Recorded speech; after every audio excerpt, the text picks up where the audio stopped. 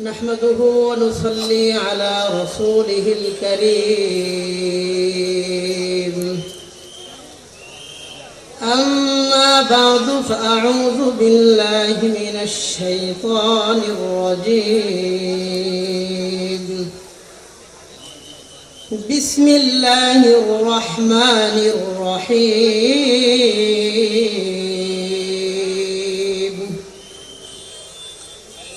يا أيها النبي إنا أرسلناك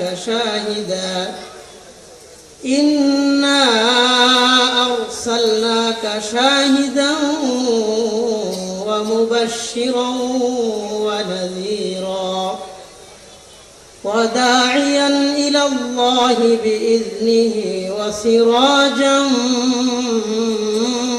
منيرا صدق الله مولانا العظيم.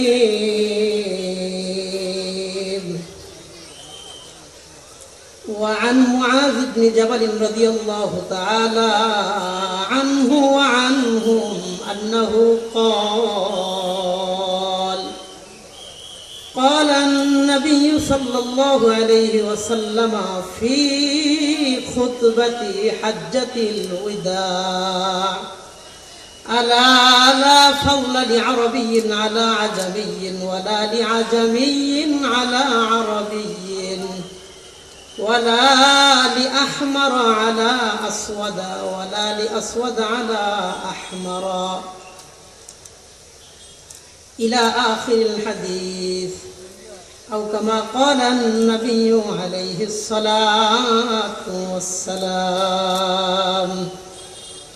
سبحانك لا علم لنا إلا ما علمتنا إنك أنت العليم الحكيم. الحمد لله ثم الحمد لله. অত্র মোবারক মজলিসে উপস্থিত সম্মানিত উলামায়ে কেরাম, দূর দূরান্ত থেকে আগত দিন প্রিয়, ইসলাম প্রিয় তাওহীদি জনতা, সকলের প্রতি আন্তরিক মোবারকবাদ। আজকের এই মোবারক মাজলিসকে স্বাগত জানানোর জন্য কাবিল ইহতিরাম মুআজ্জাজ সামিঈন হযরত, আপনাদের সামনে আমি খুব সংক্ষিপ্ত আকারে অল্প সময় 2-4টা কথা বলবো। সেই লক্ষ্যে কোরআনে হাকিম থেকে 2টি আয়াত তিলাওয়াত করেছি। নবীজি সাল্লাল্লাহু আলাইহি ওয়াসাল্লামের বহু সংখ্যক হাদিস থেকে একটা হাদিস আপনাদের সামনে পাঠ করেছি। আল্লাহ যেন প্রত্যেকটা কথা ভালো আর আমলি কথার উপরে সবার আগে আমি গুনাহগারকে আমল করার তৌফিক দান করেন। এরপরে আল্লাহ তাআলা ভালো আর আমলি কথাগুলোর উপরে আমাদের সবাইকে আমল করার তৌফিক দান করেন, বলেন আমিন। কোনো রকম ভূমিকাতে সময় নষ্ট না করে সরাসরি আলোচনায় প্রবেশ করি। আল্লাহ তাআলা কোরআনে কারীমের মধ্যে বলেন: বিসমিল্লাহির রহমানির রহিম, ইয়া আইয়ুহান নাবিয়্যু ইন্না আরসালনাকা শাহিদা। আল্লাহ বলেন, হে নবী, আমি আপনাকে দুনিয়াতে পাঠিয়েছি সাক্ষী হিসেবে। ওয়া মুবাশশিরান ওয়া নাযীরা, সুসংবাদদাতা হিসেবে এবং ভীতি প্রদর্শনকারী হিসেবে দুনিয়াতে পাঠাইলাম। এরপরে আয়াতে আল্লাহ তাআলা বলেন, ওয়া দাঈয়ান ইলাল্লাহি বিইযনিহি ওয়া সিরাজাম মুনীরা। ওয়া দাঈয়ান ইলাল্লাহ, আপনাকে আমি দুনিয়াতে দাঈ ইলাল্লাহ হিসেবে পাঠাইলাম। আপনি দুনিয়ার মানুষদেরকে আল্লাহর দিকে ডাকবেন, দাঈ বানিয়ে পাঠাইলাম। ওয়া সিরাজাম মুনীরা, এমন বাতি হিসেবে আপনাকে দুনিয়াতে পাঠাইলাম যেই বাতি মানুষকে আলো দান করবে, অন্ধকারে নিমজ্জিত মানুষকে হেদায়েতের দিকে পথ প্রদর্শন করবেন আপনি। নবীজি সাল্লাল্লাহু আলাইহি ওয়াসাল্লামকে আল্লাহ তাআলা যে সমস্ত দায়িত্ব দিয়েছেন তার মধ্যে মৌলিক একটা দায়িত্ব হলো দ্বীনের দাওয়াতের কাজ করা, দাওয়াতের মেহনত করা।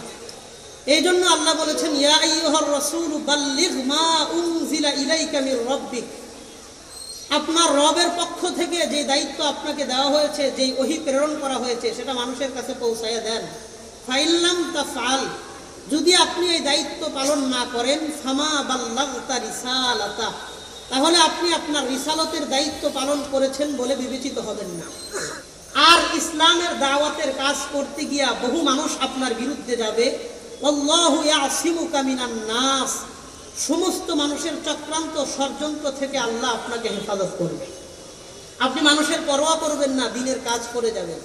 নবীজির 63 বছর জিন্দেগিতে আল্লাহর হাবিব দাওয়াতের কাজ পালনের পর বিদায় হজের ময়দানে আল্লাহ নবী বললেন, আলা হাল বাল্লাগতু, আলা হাল বাল্লাগতু, আলা হাল বাল্লাগতু। 3 বার জিগাইলেন সাহাবায়ে কেরামদেরকে।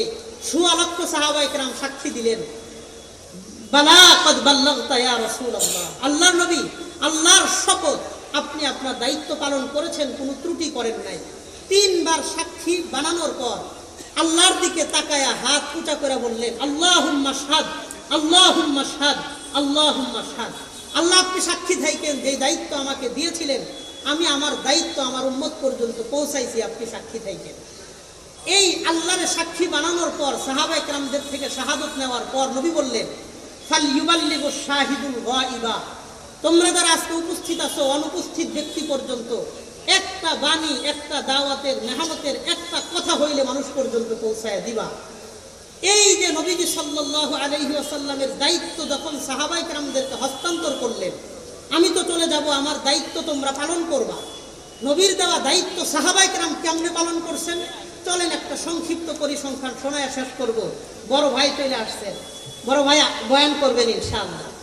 তারিখুল ইসলাম শাহ মুজিবাবাদী রহিমাহুল্লাহ, একটা ইতিহাসের কিতাব। এই ইতিহাসের কিতাবের মধ্যে লেখা হয়, বিদায় হজের সেই ভাষণের পরে আল্লাহর হাবিবের একজন ছোট্ট সাহাবী, নাম হলো উকবা ইবনে নাফে রাদিয়াল্লাহু আনহু, 22 বছর বয়স, 22 বছরের নওজোয়ান সাহাবী, মক্কা থেকে হিজরত করে আফ্রিকা মহাদেশে আসলেন। আফ্রিকা মহাদেশে 40 বছর তিনি দ্বীনের দাওয়াতের কাজ করলেন। 22 বছর বয়স নিয়ে আসছিলেন, আরো 40 বছর দাওয়াত দিয়েছেন, ওনার বয়স হয়েছে 62। বলেন কত? 62। 62 বছর বয়সে তিনি আটলান্টিক মহাসাগরের কিনারা পর্যন্ত গেছেন। পুরা আফ্রিকার মধ্যে তাবলীগের মেহনত করছেন, দিন পৌঁছানোর মেহনত করেছেন। আটলান্টিক মহাসাগরের কিনারায় গিয়া ঘোড়ার উপরে বৈশা ঘোড়াটারে পানির ভিতরে নামায় দিছে। ঘোড়া যখন হাঁটু পানির মধ্যে চলে গেছে, নিজের পা দুইটা পানির মধ্যে চুপতেছে, এই সময় ঘোড়ার লাগামটা হাতের মধ্যে নিয়ে আল্লাহর দিকে হাত উঠায়া মোনাজাত করে বলেন, আল্লাহুম্মা লাউ আন্নী আ'লামু আন্না ওয়ারাআহু আহাদা। আল্লাহ, আমি যদি জানতাম এই আটলান্টিক মহাসাগর, যেটা বিমান দিয়ে পাড়ি দিতে 8 ঘন্টা সময়ের প্রয়োজন হয়, এরপরে হলো আমেরিকা, আটলান্টিক মহাসাগরের পশ্চিম পাশে আমেরিকা। আল্লাহ, আমি যদি জানতাম এই সাগরের ওই পারে একজন মানুষ আছে, এনি হাউ, যে কোনো পদ্ধতিতে এই সাগর পাড়ি দিয়া ওই এক ব্যক্তির কাছে আমি কালিমার দাওয়াত পৌঁছানোর জন্য চলে যাইতাম। এটা ছিল সাহাবায়ে কেরামদের তামান্না। চুনাচে আজও পর্যন্ত তারিখের কিতাবে বলা হয়, উকবা বিন নাফে রাদিয়াল্লাহু আনহুর কবর আটলান্টিক মহাসাগরের পূর্ব পাশে মদিনাতুল আসিফি নামে একটা শহর আছে। মদিনাতুল আসিফিতে উকবা বিন নাফে রাদিয়াল্লাহু আনহুর কবর সেখানে এখন পর্যন্ত আছে। কোথায়? Mecca Medina. চলেন আরো কিছু সাহাবায়ে কেরামদের ত্যাগের কথা শুনে আসি। মক্কা মদিনা কোথায়? চীন কোথায়? চীনে যায় দেখবেন আল্লাহর হাবিবের বিখ্যাত 3 জন সাহাবীর সম্পর্কে জানা যায়। একজনের নাম পাওয়া যায়, উসমান বিন আব্বাস রাদিয়াল্লাহু আনহুর কবর চীনে এখন পর্যন্ত আছে। মক্কা মদিনা কোথায়? জর্ডান কোথায়? জর্ডানে যায় দেখবেন যায়েদ বিন হারেসা, জাফর তাইয়ার, আব্দুল্লাহ বিন রাওয়াহা রাদিয়াল্লাহু আনহুম, বিখ্যাত 3 জন সাহাবীর কবর জর্ডানে পাওয়া যায়। কোথায়? মক্কা। কোথায়? তুরস্ক। তুরস্কের সাবেক রাজধানী ইস্তাম্বুল, বর্তমান রাজধানী আনকারা। তুরস্কের সাবেক রাজধানী ইস্তাম্বুলে আল্লাহর হাবিবের বিখ্যাত সাহাবী আবু আইয়ুব আনসারী রাদিয়াল্লাহু আনহুর কবর এখনো তুরস্কে আছে। মিশরে যায় দেখবেন আমর ইবনুল আস রাদিয়াল্লাহু আনহুর কবর মিশরে আছে। ইরাকে যায় দেখবেন হযরত আব্বাস রাদিয়াল্লাহু আনহুর কবর ইরাকে আছে। মক্কা থেকে 90 কিলোমিটার দূর তায়েফ, জমিন থেকে 6000 ফিট উপরে উঠে দেখবেন লেখা বাবু আব্দুল্লাহ ইবনে আব্বাস, রাইসুল মুফাসসিরিন আব্দুল্লাহ ইবনে আব্বাসের কবর। জমিন থেকে 6000 ফিট উপরে তায়েফের জমিনে এখন আব্দুল্লাহ ইবনে আব্বাসের কবর পাওয়া যায়। সুদূর ইয়ামানে যায় দেখবেন আল্লাহর হাবিবের বহু সংখ্যক সাহাবায়ে কেরামদের কবর এমানে এখন পর্যন্ত আছে। বসরায় যায় দেখবেন হযরতে আনাসের কবর পাওয়া যায়। কুফায় যায় দেখবেন হযরতে আলী রাদিয়াল্লাহু আনহুর কবর এখন পর্যন্ত কুফার জমিনের মধ্যে পাওয়া যায়। হযরতে বেলাল হাবশির কবর খুঁজে পাওয়া যায়। আরব সাগরের পার মাকামে ঈসা যায় দেখবেন সাহাবী আমর ইবনে জামুহ রাদিয়াল্লাহু আনহুর কবর আরব সাগরের পারে পাওয়া যায়। ময়দানে উহুদে হযরতে হামজা সহ 70 জন সাহাবীর কবর সেখানে পাওয়া যায়। সুদূর সোমালিয়ার জঙ্গলের মধ্যে যায় দেখবেন আল্লাহর হাবিবের বিখ্যাত সাহাবী ফজল ইবনে আব্বাস রাদিয়াল্লাহু আনহুর কবর সেই সোমালিয়ার জঙ্গলের মধ্যে এখন পর্যন্ত পাওয়া যায়। এই হাজারো কবর লাখো ব্যক্তির পবিত্র রক্তের উপরে ভর করে যে ইসলাম বাংলাদেশের কিশোরগঞ্জের বাজিতপুর এলাকা পর্যন্ত এসে পৌঁছেছে, আল্লাহর কসম বাংলার মানুষের সহ্য ক্ষমতা অনেক বেশি। 15 বছর বিএনপির উপরে আওয়ামী লীগ নির্যাতন করেছে, মানুষ কিছু বলে নাই। জামাতের উপর নির্যাতন করেছে, বলে নাই কিছু। হেফাজতের উপর নির্যাতন করেছে, কিছু বলে নাই। ইসলাম নিয়ে যদি কেউ সিলমিনি খেলার ষড়যন্ত্র করে, ভারত যদি বাংলাদেশের তাওহীদি জনতার স্থিতিশীল পরিবেশকে অস্থির করার জন্য কোনো ষড়যন্ত্র করে, ইসলামের বিরুদ্ধে ষড়যন্ত্র বাংলার মানুষ আগেও মানে নাই, এখনো মানতেছে না, ভবিষ্যতেও কোনোদিন ইসলাম বিরোধী কোনো ষড়যন্ত্র মানবে না, মানতে পারে না।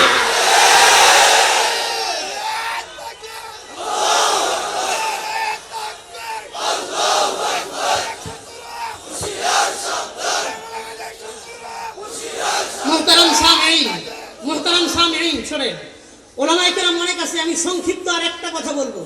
উম্মতের নওজোয়ান, উম্মতের যুবক ভাইরা, আমি আপনাদেরকে একটা কথা স্মরণ করায় দিতে চাই। উপমহাদেশ যখন বাংলাদেশ, পাকিস্তান, ইন্ডিয়া কোনো দেশ আলাদা ছিল না, ভারত উপমহাদেশের সংক্ষিপ্ত ইতিহাস দেখেন। দ্বীন আর ইসলাম ও ধর্ম ও দেশ, এই বিষয়গুলোর জন্য সকলে এক কাতারে থাকবেন। আমাদের ইসলামের শত্রু যত বড় পরাশক্তি হোক, যুব সমাজ যদি এক কাতারে আসে, কোন শত্রু আমাদের সামনে দাঁড়াবার সাহস দেখাতে পারবে না। একটা ছোট্ট পরিসংখ্যান বলি, শেষ করে দিব। যুব সমাজ দেশের জন্য কি করেছে, যুব সমাজ ইসলামের জন্য কি করেছে, ইসলামের তালিকাটা আপনাকে শোনাইলাম। যুবকরা দেশের জন্য কি করছে 2 মিনিট বলে শেষ করে দেই। 1600 খ্রিস্টাব্দে ব্রিটিশরা যখন ভারত উপমহাদেশে আসলো, 257 বছর ভারত উপমহাদেশ তারা দুঃশাসন করেছে। 1857 খ্রিস্টাব্দে যুব সমাজ সিপাহী বিপ্লবে অংশগ্রহণ করে। তখন 1857 সালে ব্রিটিশদের ইস্ট ইন্ডিয়া কোম্পানিরা ভারতবর্ষ থেকে পলায়ন করতে বাধ্য হয়েছে। 1857 সালের পরে 1947-এ আবারও যুব সমাজ মাঠে নামছে। বাংলাদেশ, ইন্ডিয়া এবং পাকিস্তান 1947-এ 2টা রাষ্ট্র হয়ে যায়। 15ই আগস্ট শুক্রবার 2টা রাষ্ট্রের স্বাধীনতা হয়ে যায় যুব সমাজের অবদান। 1947-এর পরে 1952 সালে ভাষা আন্দোলন হয়। রফিক, সালাম, বরকত, জব্বাররা যখন নিজের বুকের তাজা রক্ত জমিনে ফেলাইছে, ভাষা আন্দোলন যুবকদের কারণে সফল হয়েছে।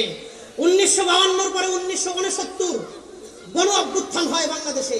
বঙ্গবন্ধু শেখ মুজিবুর রহমানকে আগরতলায় গ্রেফতার করে আইয়ুব খান। বাংলাদেশের সন্ধ্যা আইনকে ভঙ্গ করে সবাই মাঠে নামে। তখন বঙ্গবন্ধু ব্যাপক জনপ্রিয় নেতা ছিল বাংলাদেশে। 1969, 1972 থেকে 75 3 বছরে বঙ্গবন্ধু যতটুকু প্রচার, এই 3 বছরে পড়ছে। ক্ষমতা পাওয়ার পরে ক্ষমতা ছাড়তে চায় নাই। বাবার যে রোগ ছিল, বেটির একই রোগ ছিল। 1969-এ যখন গণ অভ্যুত্থান হয়, বাংলার মানুষ একটা স্লোগান দিয়েছে, এক দফা এক দাবি, বঙ্গবন্ধুর মুক্তি চাই, বঙ্গবন্ধুর মুক্তি চাই। এই স্লোগান নিয়ে যখন রাজপথে নামছে, আইয়ুব খান এই আন্দোলনের তাপমাত্রা সহ্য করতে না পাইরা বঙ্গবন্ধু সহ আওয়ামী লীগের নেতাদেরকে মুক্তি করে পদত্যাগ করতে বাধ্য হয়। 1969-এর পরে 1971 স্বাধীনতা বিপ্লব হয়। বাংলার মানুষ পরনে লুঙ্গি পইরা, গায়ে গেঞ্জি রাইখা, কোমরে গামছা বাঁধা, খালি গায়ে রাইফেল নিয়ে যখন মাঠে নামছে, 9 মাস যুদ্ধ করার পরে স্বাধীনতা বিপ্লব সফল হয়। 1971-এর পরে 1994-1990 স্বৈরাচার বিরোধী আন্দোলন হয় এরশাদের বিরুদ্ধে। 9 বছর যুবকরা আন্দোলন করছে। স্কুল কলেজের ভার্সিটির ছাত্র রাজনীতির অধিকার নিয়ে আন্দোলন করেছে। 9 বছর পরে এরশাদের পতন হয়েছে। 1994-90-এর পরে 94 তসলিমা হটাও আন্দোলন শুরু হয়। তসলিমা নাসরিন বোরকার বিরুদ্ধে কটূক্তি করে, ইসলামের বিরুদ্ধে যখন নানা রকম বিষোদ্গার করে, যুব সমাজ মাঠে নামছে। এক দফা এক দাবি, তসলিমা তুই কোথায় যাবি? রাতের অন্ধকারে এই আন্দোলনের তীব্রতা সহ্য করতে না পাইরা যেই বোরকার কটূক্তি করেছিল, ওই বোরকা পরে রাতের আধারে ভারতে পালাইতে বাধ্য হয়েছে। 1994 এর পরে 2011 মুফতি আমিনী রহমাতুল্লাহি আলাইহি ফতোয়া বিরোধী আন্দোলনের ডাক দিলেন। 4 এপ্রিল বাংলার তাওহীদি জনতা এই কিশোরগঞ্জ, বাজিতপুর থেকে তারাইল, নরসিংদী, ঢাকা, রায়গঞ্জ, নারায়ণগঞ্জ থেকে সব মানুষ যখন কোরআন শরীফ নিয়ে মাঠে নামলো, মুফতি আমিনীর সেই 4 এপ্রিলের হরতালের মতন বড় কর্মসূচি বাংলাদেশের কোন রাজনৈতিক দল আজ পর্যন্ত পালন করতে পারে নাই। বিশাল আকারের সেই হরতালের কর্মসূচি পালন হয়। 2011 পরে 2013 আল্লামা শাহ আহমদ শফি যখন শাপলা চত্বরে ডাক দিয়েছিলেন নাস্তিকদের বিরুদ্ধে, আজ পর্যন্ত সেই আন্দোলনের পরে কোন নাস্তিক বাংলার জমিনে মাথা খাড়া করে দাঁড়াইতে পারে নাই। 2013 পরে 2024 17 জুলাই থেকে 5 আগস্ট পর্যন্ত 21 দিনের আন্দোলনের মাথায় 15 বছরের লেডি ফেরাউন শেখ হাসিনা জালেম স্বৈরশাসক, এই স্বৈরশাসক 21 দিনের মাথায় সহ্য করতে না পাইরা নিজস্ব বিমানে এই অচল মাল ভারতে পালাইতে বাধ্য হয়েছে। এই যুব সমাজ শুনে রাখ যুব সমাজ, 1900 সাল শেষ, 2000 শুরু হয়েছে। বাংলার জমিনে জয় শ্রীরাম বলে প্রকাশ্যে স্লোগান দেয়। তুই কালেমার পতাকা নিয়ে রাস্তায় নামলে তোদেরকে গ্রেফতার করা হয়। যুব সমাজ শুনে রাখো, শামের দিকে তাকাও, সিরিয়ার দিকে তাকাও, আফগানিস্তানের দিকে তাকাও, শ্রীলঙ্কার দিকে তাকাও, বাংলাদেশের দিকে তাকাও, ইতিহাস বুঝে যাইবা। ইসলামের কালিমা তোমাদেরকে ডাকতেছে। যুবক, সাইফুল ইসলাম আলিফকে রাজপথে দিনের বেলায় জবাই করে পবিত্র ভূমিকে অপবিত্র করার যারা ষড়যন্ত্র করেছে, সাইফুল ইসলাম আলিফের রক্ত থেকে গাজওয়াতুল হিন্দের গ্রাম নাও। ভারত যেভাবে আমাদের ব্যাপারে সোচ্চার হয়েছে, গাজওয়াতুল হিন্দের জন্য তৈরি হয়ে আবারও যুবক সামনে গাজওয়াতুল হিন্দের দিকে আগাবো ইনশাআল্লাহ। সাবিলুনা আল জিহাদের স্লোগান নিয়ে যদি যুব সমাজ ভারতের দিকে তাকায় দৌড় দেয়, বাংলাদেশের নয় বিশ্বের মানচিত্রে ভারত নামে কোন রাষ্ট্র থাকবে না।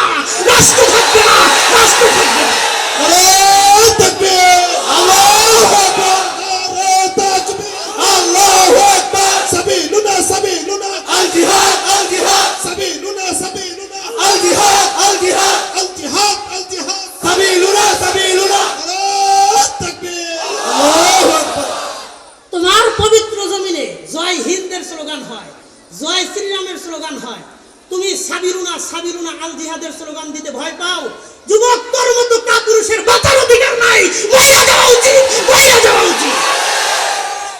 দিন আর ধর্ম, দেশ আর ধর্ম, এই দুইটা জিনিসের ক্ষেত্রে কোনো স্যাক্রিফাইস করব না। আমার দেশের দিকে যে রক্তচক্ষু নিয়ে তাকাবে, ওর চোখ তুলে নেওয়া হবে। আমার ধর্মের দিকে যে হাত বাড়াবে, ওই হাত কেটে ফেলা হবে। দেশ আর ধর্মের জন্য যুব সমাজ পাশে থাকবেন তো ইনশাআল্লাহ। আমাদের পুলিশ ভাইরা যদি কখনো দেশ রক্ষার জন্য ডাক দেয়, সেনাবাহিনী যদি কখনো দেশের জন্য প্রয়োজনে ডাক দেয়, বিজিবি যদি যুব সমাজের সহযোগিতায় দেশ রক্ষার জন্য রাজি আছেন ইনশাআল্লাহ। ওলামায়ে কেরাম যদি গাজওয়াতুল হিন্দের ডাক দেয়, তৈরি আছেন ইনশাআল্লাহ। দেশ আর ধর্মের জন্য কারা কারা তৈরি আছেন? দুইটা হাত, দুইটার জন্য আল্লাহর কাছে রাজি আছেন ইনশাআল্লাহ। এই পাওয়া যাবেন ইনশাআল্লাহ। আল্লাহ কবুল করেন, বলেন আমিন। হাযা ওয়া আখিরু দাওয়ানা আলহামদুলিল্লাহি রাব্বিল আলামিন। আসসালামু আলাইকুম।